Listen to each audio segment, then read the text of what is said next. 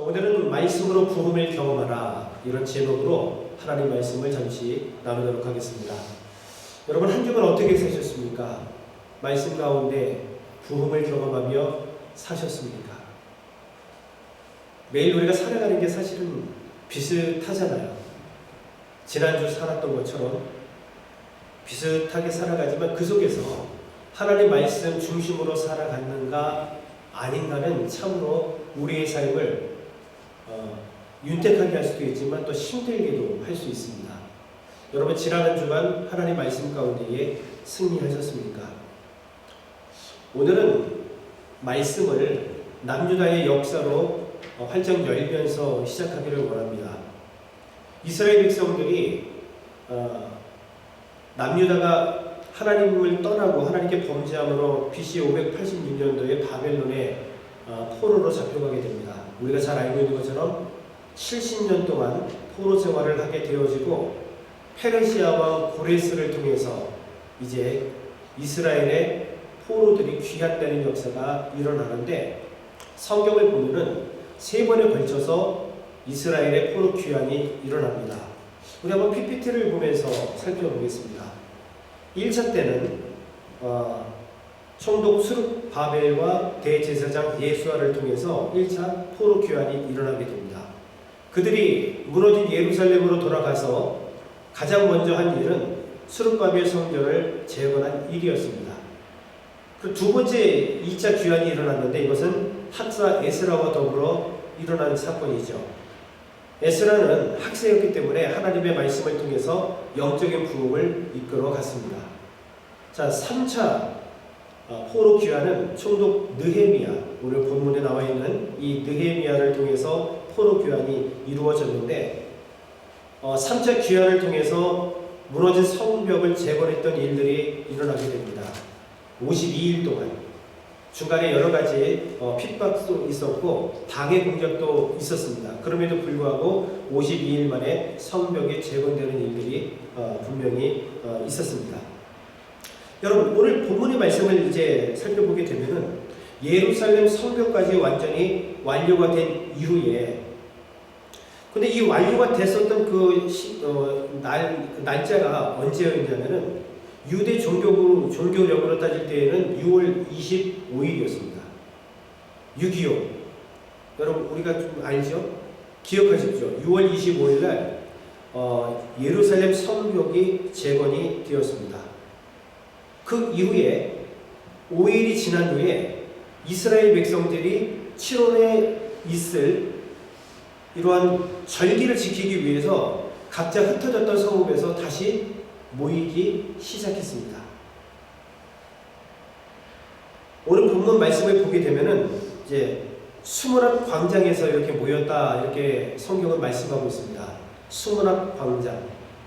수문은 여러분 워터게이트입니다. 그러니까 물이 왔다 갔다 드나들었던 그런 광장에 큰 넓은 공간이 있었는데, 그곳에서 장사하기도 하고 그 안에서 또 법을 집행하기도 했었던 그런 큰 공간에 흩어져서 사람들이 모여서 어떤 일을 했는가가 참 중요해요.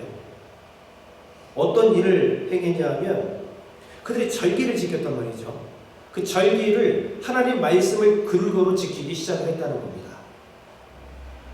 7월 1일 날이 유대력으로 보면 나팔절이라고 합니다. 나팔절. 여러분, 나팔절이 뭘까요? 뭘 불었을까요? 나팔절이니까 나팔을 불었겠죠. 나팔을 불어서 새로운 한 해를 시작하는 알리는 절기가 바로 나팔절이었습니다. 그러니까 우리나라로 치면은 1월 1일 신정하고 같은 날이 바로 7월 1일이었습니다.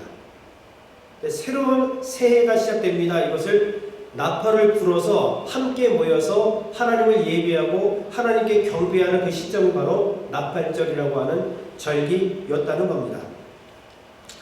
자, 이스라엘 백성들이 포로 귀환 이후에 나팔절에 모여서 오늘 본문 말씀을 보면 하나님의 말씀을 통해서 영적 부흥의 역사가 일어났다는 거죠.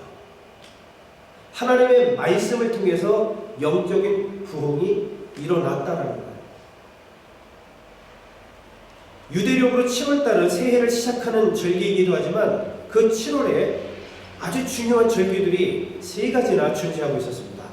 한번 우리 PPT를 한번 보실까요? 7월 1일 날 나팔절, 유대의 1월 1일과 같다 제가 말씀을 드렸죠. 그리고 7월 10일 날 대속죄일입니다. 대제사장이 지성소에 들어가서 이스라엘의 모든 죄악을 하나님 앞에 용서를 구하고 제사함을 받는 아주 중요한 절기가 바로 7월 10일에 있었던 겁니다.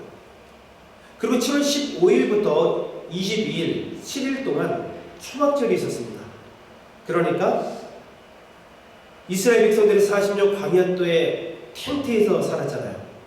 이 하나님의 은혜를 감사하면서 그리고 광야 생활을 기억하면서 이들은 7월 달에 이렇게 세 가지의 특별한 절기들을 지키면서 새해를 하나님 은혜 속에서 살아가리라 다짐했을 뿐만 아니라 죄사함의 은혜와 더 나아가서 하나님이 여기까지 인도해 주심을 감사하는 그런 특별한 은혜가 7월 달에 이루어졌던 것입니다. 그런데 이 모든 것들이 하나님 말씀 중심으로 시작되고 진행이 됐다는 것에 오늘 우리는 주목해야 됩니다.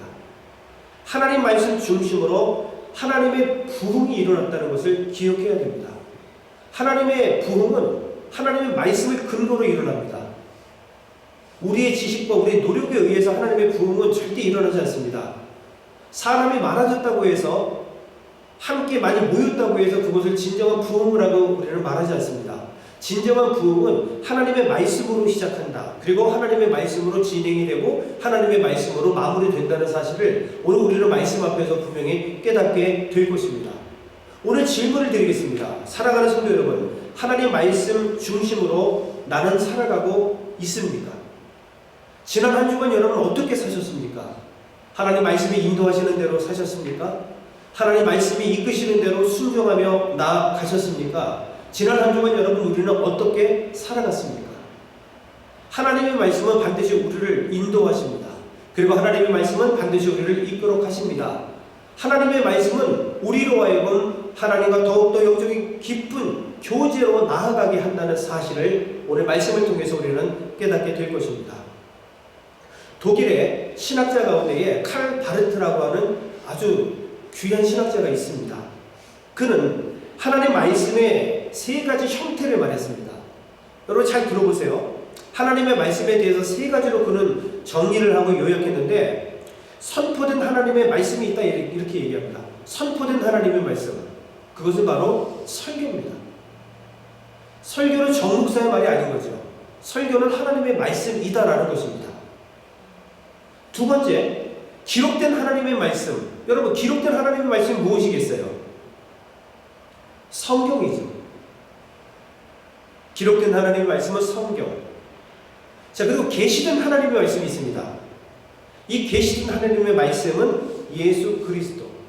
그래서 우리는 하나님의 말씀 이렇게 이야기할 때에 강단에서 선포되는 하나님의 말씀뿐만 아니라 기록된 성경 그리고 성육신하신 예수 그리스도 그분 또한 하나님의 말씀으로 우리는 여긴다는 겁니다. 그래서 우리는 이 하나님의 말씀 가운데에 거해야 되며 하나님의 말씀과 우리는 계속 영적인 깊은 만남과 교제를 가져야 된다는 거예요. 때로는 우리가 주일에 이렇게 예배를 통해서 하나님의 말씀을 들어야 될 이유가 그 속에 있는 겁니다. 우리가 매 순간순간 집에서 하나님의 말씀을 읽어야 되는 이유도 분명 이 안에 있는 겁니다. 내가 예수 그리스도를 믿는다고 하는 이 고백이 왜 중요한지 우리는 오늘 말씀 앞에서 깨달을 수가 있는 겁니다. 여러분 생각해 보십시오. 우리 교회가 하나님 말씀 안에 있는가? 우리 가정이 하나님 말씀 중심에 서 있는가? 그리고 나의 삶이 하나님 말씀을 근거로 진행되고 그렇게 우리가 살아가고 있는가? 지금 오늘 말씀 앞에서 우리는 성경을 들으면서 점검해 봐야 될 아주 중요한 시점에 지금 서 있는 것입니다. 정말 기록된 하나님의 말씀, 선포된 하나님의 말씀, 또한 계시된 그 하나님의 말씀 가운데에 우리가 살아가고 있는가라는 것은 너무너무 중요하다는 사실을 우리는 알게 됩니다.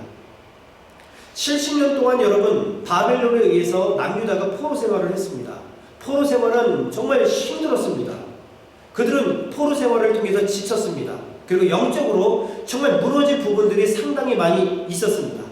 그때 남유다 가운데 가장 필요했던 것이 무엇일까요? 한번 생각해 보세요. 70년 포로 생활 가운데 다 무너져 버리고 지친 그 남유다 백성들에게 가장 필요했던 것은 무엇이었을까? 먹을 것? 자유화? 나라를 잃었었지만 다시 나라를 찾는 것? 이 모든 것들이 다 중요할 수 있지만 오늘 성경은 지친 영혼에게 가장 필요한 것은 하나님의 말씀으로 한 영적인 부흥이 가장 필요하고 중요하다는 사실을 오늘 말씀하고 있습니다. 하나님의 말씀이 있는 곳에는 반드시 영적인 부흥이 일어나게 되어 있습니다. 하나님의 말씀에 사로잡힌 바 되어지면 반드시 영적인 부흥의 역사를 경험할 수밖에 없음을 성경은 말씀하고 역사는 우리에게 지속적으로 보여주고 있습니다.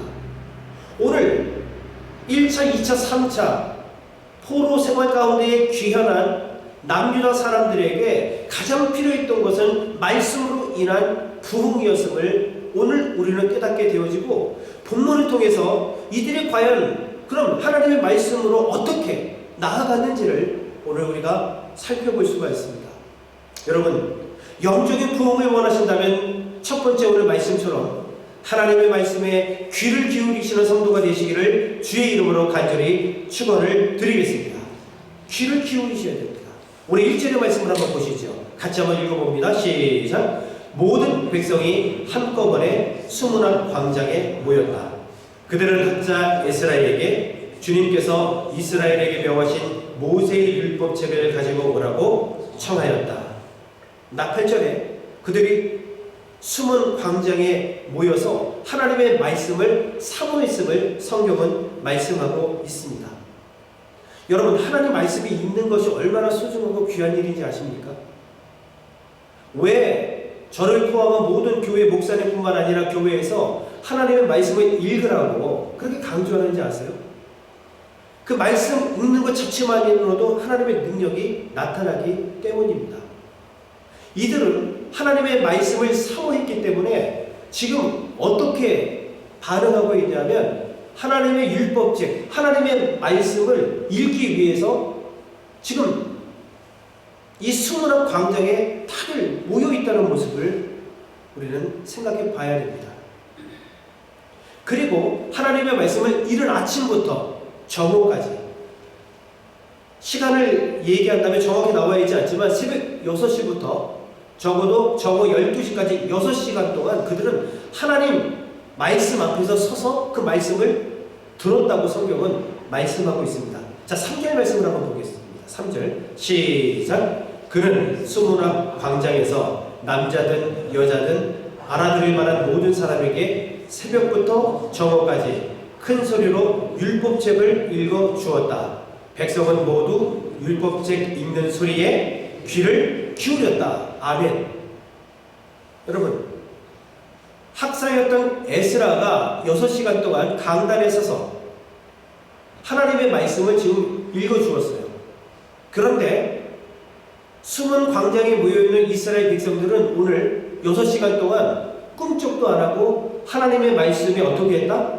귀를 기울였다. 성경은 말씀하고 있습니다. 6시간 동안 말이죠. 여러분, 그게 쉽습니까? 쉽지 않을 수 있을 거예요. 피곤도 하고 다리도 아프고 힘들 수도 있습니다. 그럼에도 불구하고 6시간 동안이나 그들은 움쩍달싹도 안 하고 하나님의 말씀을 귀 기울여서 들었다고 성경은 말씀하고 있습니다.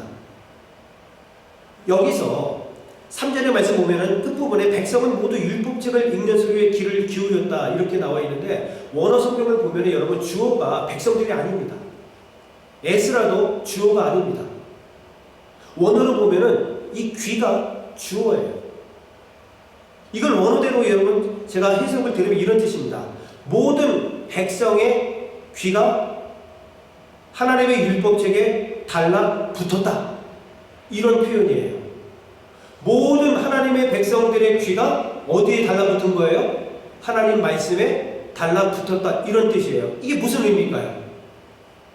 얼마나 하나님 말씀을 경청했는지, 하나님의 말씀을 얼마나 사랑했는지, 하나님의 말씀을 얼마나 소망했는지, 그들의 열심이 말씀에 대해서 얼마나 대단했는지가 오늘 여기 나온단 말이죠. 흐트러짐 없이 6시간 동안이나 하나님의 말씀에 그들이 집중했음을 이렇게 표현하고 있는 겁니다. 백성들의 귀가 하나님 말씀에 달라붙었다. 어떻게 이런 표현을 썼습니까? 하나님의 말씀을 이렇게 사모했다라는 겁니다. 우리는 영적 부흥을 원하신다면 오늘 말씀처럼 하나님의 말씀에 귀를 기울이셔야 됩니다. 여러분들의 귀가, 아니 우리의 귀가 하나님의 말씀에 달라붙어야 된다는 사실입니다. 그럴 때 놀라운 하나님의 부흥의 역사는 시작이 되는 겁니다. 6시간 동안 흐트러짐 없이 하나님의 말씀에 어떻게 이렇게 집중할 수 있을까? 저는 이 말씀을 연구하며 준비하다가 회개했습니다. 나는 과연 그럴 수 있을까? 한때 여러분, 우리가 과거에 말이죠, 뜨겁게 철학 예배를 참석하고 밤을 새면서 기도에 부르셨던 그런 경험들이 분명히 있었을 것입니다. 저도 있습니다. 그 은마아파트 옆에 보면 믿음의 집이라고 있었습니다. 지하에. 거기 이제 전가화 목사님이라고 계셨는데 아주 새벽 예배가 아주 뜨겁기로 유명했어요. 저희 집하고 멀지 않았기 때문에 금요일이 되면은 10시부터 철회 예배를 하니까 갔어요, 여러분. 차가 없을 때는 우리 집에서 걸어갔습니다. 저희는 이제 개포동에 살았고 거기는 이제 대치동이었는데 거리가 꽤 됩니다. 근데 걸어가기로 했었어요. 그러면 10시부터 시작해가지고 기본이 2시 아니면 막 3시에 끝나요. 그럼 거기서 이렇게 차가 없기 때문에 또 걸어서 또 집에 가는 겁니다. 근데 말씀을 한 2시간, 3시간씩 이렇게 막 강론을 하셔요. 그래도 꿈쩍 안 하고 그 말씀을 다 들었던 기억들이 있습니다. 그때 제가 고등학교 때였단 말이죠. 그렇게 뜨겁게 신앙생활 하니까 하나님께서 저를 이렇게 또 하나님의 또 말씀을 전하는 사역자로 부르지 않았을까? 그렇게 짐작하고 있어요. 저뿐만이 아니라 우리 성도님들이 다 경험했을 것입니다. 근데 지금은 어떠냐고요? 어쩌면 하나님의 말씀이 30분도 길다고 느껴지고, 커터적이라는 여러분 그런 언어도 생겼잖아요. 커터, 한 커터가 15분이에요. 15분 넘으면 그때부터는 듣지 않는다는 거죠. 지치고 힘들다는 것이죠. 말씀은 짧으면 짧을수록, 물론 그렇죠.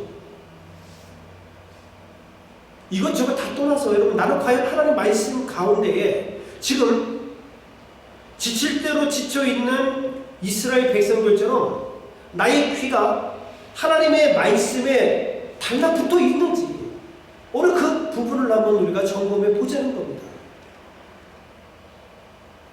하나님의 말씀은 우리 인생을 변화시킵니다. 사막에서 우리를 생명의 길로 반드시 인도하실 것입니다. 너무 귀한 말씀이죠. 심지어 오늘 말씀을 보니까 하나님의 율법책을 에스라가 펼 때에 모든 백성이 일어섰다고 성경은 말합니다. 자, 5절 말씀 한번 보시죠. 한번 읽어볼까요? 시작. 학자 에스라는 높은 단 위에 서 있었으므로 백성들은 모두 그가 책 펴는 것을 볼 수 있었다. 에스라가 책을 펴면 백성들은 모두 일어섰다. 아멘. 우리가 하나님의 말씀을 여러분 봉독하고 교독할 때 우리도 일어서잖아요. 여러분들 힘들게 하려고 이렇게 세우는 게 아닙니다. 왜 이렇게 세우냐면 이렇게 하나님 말씀 앞에서 일어서는 이유가 있다는 겁니다. 내가 하나님의 말씀 가운데 일어선다는 의미는 이제 이런 의미가 있는 겁니다. 내가 하나님의 말씀 앞에 복종합니다. 내가 하나님의 말씀을 경외합니다. 제가 하나님의 말씀을 섬기겠습니다 라고 하는 결단이 이 안에 있는 겁니다. 일어서다라고 하는 히브리어가 아마드라는 뜻이거든요. 이 아마드라는 뜻을 해석해 보면 그런 의미가 있는 거예요. 내가 하나님의 말씀을 경외합니다. 제가 하나님 말씀 앞에 순종하겠습니다. 제가 하나님의 말씀을 섬기겠습니다 라고 하는 결단이 이 안에 있는 겁니다. 그러니까 이들이 이 강단에서 에스라가 성경을 펼 때에 자연히 다시 일어선 거예요. 그러면서 그렇게 하나님 앞에 하나님의 말씀에 대하여 이렇게 제가 순종하겠습니다라고 하는 결단이 이 안에 있다는 겁니다. 오늘 여러분 우리 하나님 말씀 앞에서 과연 우리는 이러한 결단을 하고 계십니까? 정말 하나님 말씀에 순종하기로 여러분 결단하셨습니까? 하나님의 말씀만을 섬기기로 결단하셨느냐라는 겁니다. 얼마나 나는 하나님의 말씀에 귀를 기울이고 있는가라는 거예요. 우리가 잘 살피셔야 됩니다. 여러분, 우리의 관심은 설교자가 아닙니다. 뭐 여러분 이름만 대면은 뭐 기라성 같은 훌륭하신 목사님들이 얼마나 많습니까? 그분들이 뭐 강의하고 설교한다 그러면 우리는 그분의 말씀을 듣는다고 하지만 오히려 그 목사님한테 집중할 때가 굉장히 많다는 겁니다. 근데 이건 바른 부분이 아니에요. 우리는 설교자나 목회자에 집중할 부분이 아니라 하나님 말씀에 관심을 갖고 초점을 가져야 되는 겁니다. 오늘 제가 여러분들에게 말씀을 증거하지만 저에게 집중하는 게 아니라 하나님 말씀에 우리는 귀를 기울이고 하나님 말씀에 우리는 오늘도 서야 한다는 의미가 되겠죠. 한번 귀 기울여 보십시오. 하나님 말씀 가운데 나는 정말 귀 기울이고 있는가? 자, 오늘 두 번째로 우리가 하나님의 부흥을 위해서 여러분 하나님의 말씀을 깨달아야 됨을 깨닫게 됩니다. 8절과 9절의 말씀을 한번 보겠습니다. 자, 제가 한번 읽어볼게요. 하나님의 율법책이 낭독될 때에 그들이 통역을 하고 뜻을 밝혀 설명하여 주었으므로 백성은 내용을 잘 알아들을 수 있었다. 이건 뭐냐면 그들이 깨달았다 이런 뜻입니다. 자, 9절 보겠습니다. 백성은 율법의 말씀을 들으면서 모두 울었다. 말씀을 듣는 그 순간에 그들이 어떻게 반응했냐면 하나님 말씀 앞에서 울었다라고 지금 반응을 하고 있습니다. 그런데 여기서 울었다는 것이 뭐 잠시 잠깐 눈물을 흘리고 마친 게 아닙니다. 끊임없이 흐느껴 울었다. 이런 표현인 거예요.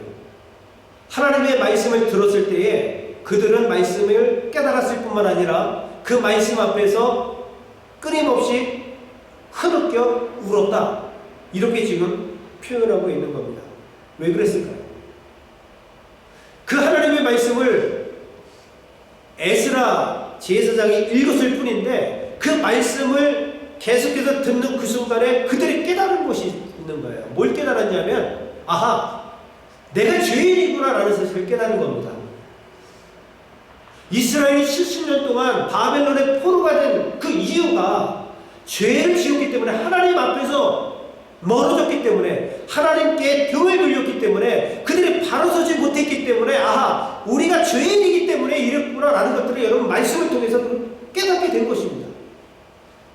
하나님의 말씀을 우리가 듣게 되어지면 이런 깨달음이 오게 된다는 겁니다. 맨날 우리 목사님은 나보다 죄인이래 이렇게 반응하지 마시고요. 여러분 말씀이 진정 선포되게 되어지면 내 심장을 파고듭니다. 그래서 내가 죄인인 것을 내가 깨닫게 되어져요. 그리고 더 나아가서 내가 지금 살아있는 것이 내가 여기까지 올 수 있었던 것은 하나님의 은혜였구나라는 것들을 깨닫게 되는 것입니다. 그래서 하염없이 흐느껴 울 수밖에 없는 것이 바로 말씀의 부흥의 역사라 성경은 이렇게 말씀하고 있는 겁니다. 여러분 우리가 여기까지 내 발로 찾아온 것 같지만 하나님의 은혜로 우리가 여기에 설 수 있는 겁니다. 하나님의 말씀을 통해서 내가 죄인인 것을 우리가 깨닫고 그리고 발견하여서 하나님 앞에서 더욱더 겸손히 낮아질 수가 있게 된 거예요. 하나님의 부흥을 봐서 바로 여기서부터 시작이 된다는 것이죠. 그러므로 우리에게는 반드시 선포된 하나님의 말씀이 있어야 되며 기록된 하나님의 말씀의 능력이 있어야 되고 계시된 예수 그리스도의 은혜가 한없이 우리를 적시고 우리 가운데 흘러 넘쳐야 우리는 그 영적인 부흥을 경험할 수가 있는 겁니다. 그 지친 상황에서 다시 새 힘을 얻고 일어설 수 있는 힘을 공급받을 수가 있는 겁니다. 이 세상 그 어디에도 이 지쳐있는 내 영혼을 일으킬 수 있는 곳은 없습니다. 오직 하나님의 말씀만이 나를 일으켜 세우고 나를 위로하고 나를 격려하고 나를 붙잡고 다시 저 천성을 향하여 나아갈 수 있는 힘과 능력을 허락하신다라고 오늘 성경은 말씀하고 있는 것이죠. 하나님의 말씀을 경험하고 계십니까?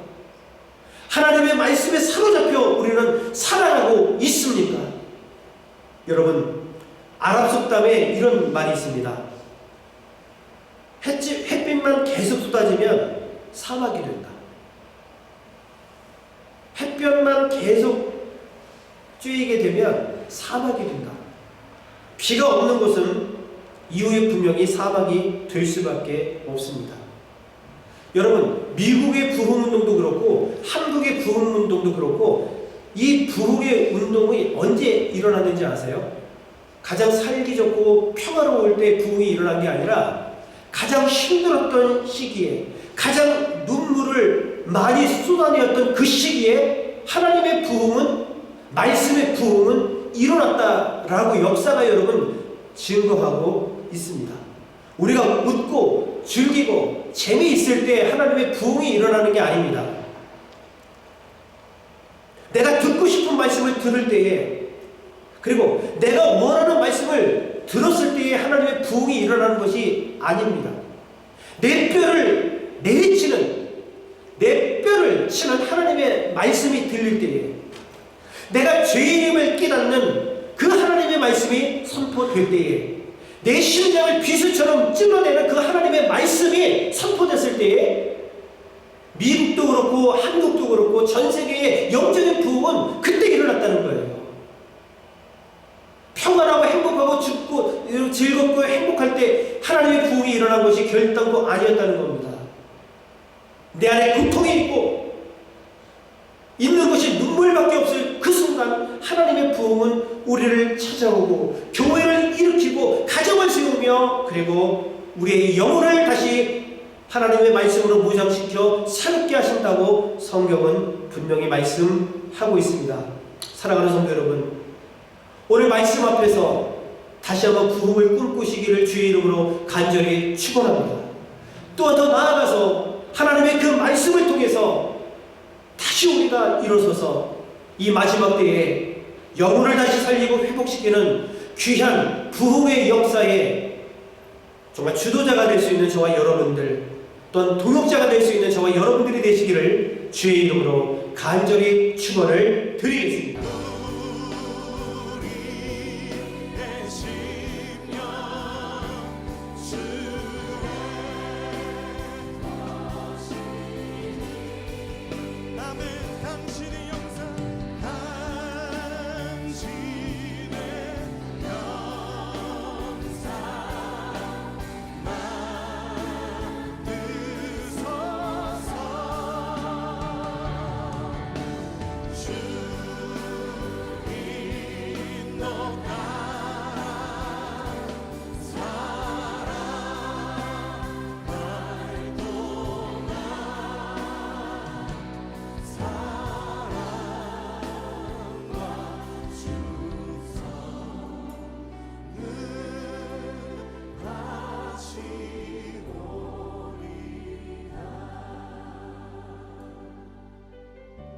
십자가를 질 수 있나 주가 물어보실 때 십자가를 질 수 있나 주가 물어보실 때 죽기까지 따르오리 저를 대답하리. 오늘 우리에게 묻고 계십니다. 십자가를 질 수 있나 주가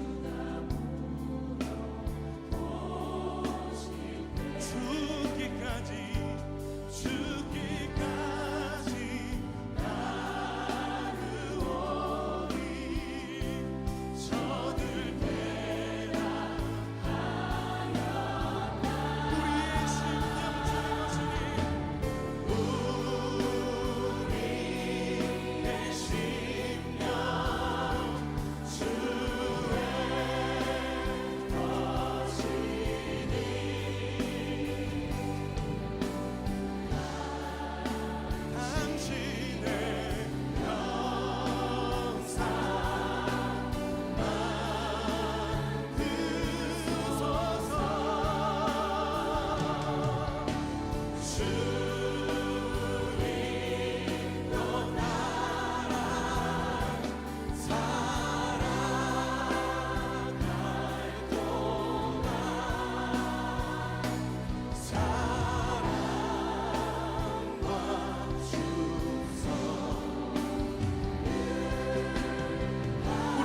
십자가를 바라보며 함께 기도합시다. 죽기까지 순종하신 십자가의 그 길, 이제 우리에게 맡겨주신 십자가를 지고 주님을 따르겠습니다. 넘어지고 실패하는 것 같아 보여도 주님께서 보이신 생명의 길을 우리가 따르겠습니다. 우리 함께 결단하며 기도합시다. 주여 하나님, 우리를 위하여 택하신 주님의 방법, 우리를 위하여 택하신 주님의 길, 우리를 위하여 택하신 주님의 길, 놀라우신 그 십자가의 길, 하나님, 우리가 따르는 것이 세상의 길이 아니라 아버지가 주신 그 길, 이 말씀을 따라 죽음까지도 두려워하지 않으시고 그 뜻을 이루시며 그 길을 가신 아버지의 뜻을, 예수 그리스도의 그 십자가의 길을, 그 놀라운 길을 우리가 따라가길 원합니다. 이 땅 가운데 십자가의 은혜를 입은 우리가, 그 십자가의 은혜로 부르심받은 우리가, 하나님 그 은혜로 제자로 부르심받은 우리가 그것으로 우리의 삶을 고백하고 그것으로 우리의 삶을 증명하며 그것으로 하나님께 영광을 돌리며 하나님 그렇게 살아갈 때 하나님의 역사가, 하나님의 영광이 우리를 통하여 이루어지는 것을, 이 땅의 행복하심을 우리가 보게 하여 주시옵소서.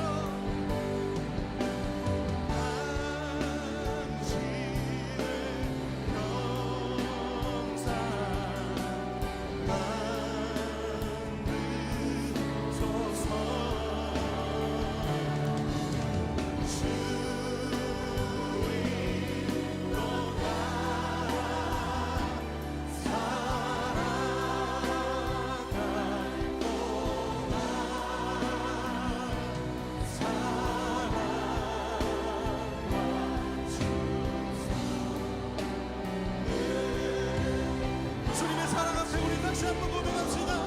우리 심령주의 거신이, 우리의 심령 주의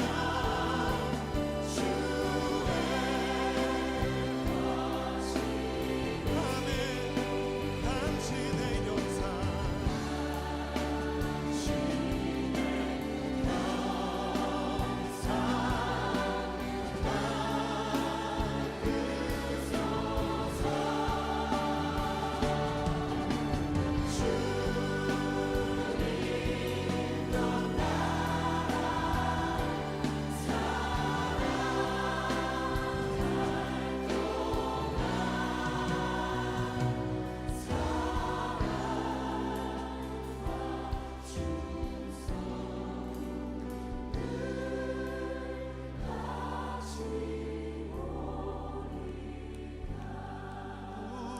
우리의 심령 주의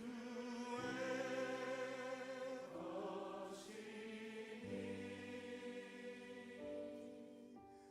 당신의 역사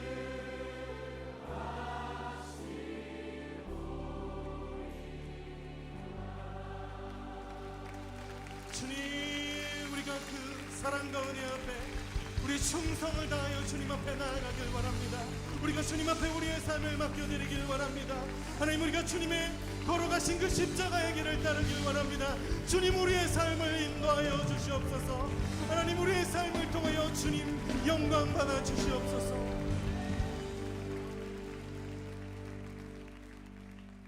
우리 주님 앞에 감사의 박수 올려드립시다.